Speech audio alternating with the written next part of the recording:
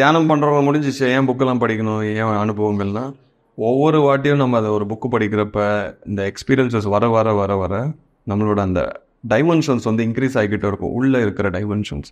அப்போ அந்த எலிஜிபிலிட்டி நமக்கு வரும். எத்தனை சக்கராஸ் இருக்குது நமக்கு? 7 12 இருக்குது. ஸோ அந்த 12 ஆக்டிவேட் ஆகணும். ஓகே, இந்த 12 சக்கராஸ் என்ன, ஒவ்வொன்றும் எங்கே இருக்குது, அதோட ஃபங்க்ஷன்ஸ் என்ன, அந்த பர்ஃபெக்ஷன் உங்களுக்கு வந்தால் தான் நீங்கள் அடுத்த டைமென்ஷனுக்கு போக முடியும். டிஎன்ஏவும் ஆக்டிவேட் ஆகணும், இல்லைன்னா அங்கே போக முடியாது. ஷார்ட்கட் போயிட்டு போனீங்கன்னு வைங்களேன், ஒரு நெகட்டிவ் தாட் வந்து துரத்திடுவோம். எப்போ வந்து அந்த அனிமல் ஃபுட்டை நம்ம சாப்பிட்றோமோ வி ஆல்வேஸ் வைப்ரேட் லோ, இந்த பாடியோட வைப்ரேஷன்ஸ் லோ ஆகிடும். அப்போ இந்த கீழே இருக்கிற இந்த 7 லோகங்கள் மட்டும்தான் உங்களுக்கு கனெக்ட் ஆகும், மேலே போகிறது சான்ஸே இல்லை. இங்கே எவ்வளோ வேணாலும் வெளியில் நல்ல உரகாக இருக்கட்டும், சிரிச்சுட்டு இருக்கட்டும், எல்லாருக்கும் ஹெல்ப் பண்ணுங்க. ஆனால் எப்போ வந்து அந்த மாம்சம் உள்ளே போகுதோ நம்ம பாடி வைப்ரேஷன் லோ ஆகிடும். அதனால் உங்களால் அசெண்ட் ஆக முடியாது. அசெண்டட் மாஸ்டர்ஸ், அசென்ஷன்ஸ் இதெல்லாம் சொல்லுவாங்க பார்த்தீங்களா. அசென்ஷன்னா ஒன்றும் இல்லை, அடுத்த டைமென்ஷன் போகிறதுக்கு எலிஜிபிலிட்டி தான்.